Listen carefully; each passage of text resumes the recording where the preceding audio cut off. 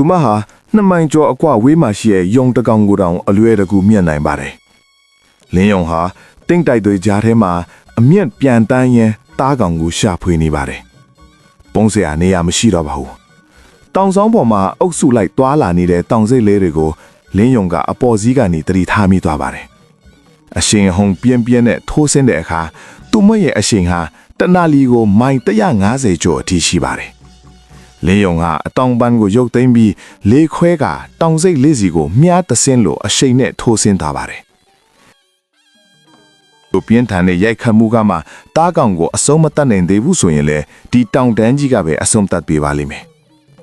လင်းယုံဟာသူမရဲ့တန်မာတဲ့ခြေသေးလေးနဲ့တောင်စိတ်ကိုဆွဲဖမ်းပြီးတောင်ဆောင်ကနေအောက်ကိုတွန်းချလိုက်ပါတယ်တောင်စိတ်ဟာအသက်မရှိတော့ပဲကြောက်ဆောင်ပေါ်မှာငြိမ်သက်သွားပါတယ်လင်းယုံကတော့သူမဖန်ဆီးလိုက်တဲ့တားကောင်ကိုအောင်းနိုင်သူတယောက်လိုစိုက်ကြည့်နေပါတယ်လင်းယုံမျက်လုံးဆိုတာတကယ်ကိုမြင့်မားတဲ့တောင်ထိပ်တွေပေါ်ကအရှင်သခင်ပါပဲတောင်ထိပ်ပေါ်မှာကျန်နေခဲ့တဲ့တခြားတောင်စိတ်တွေကတော့ကြောက်ရွံ့တုန်လှုပ်စွာနဲ့ကြည်နေကြရပါတယ်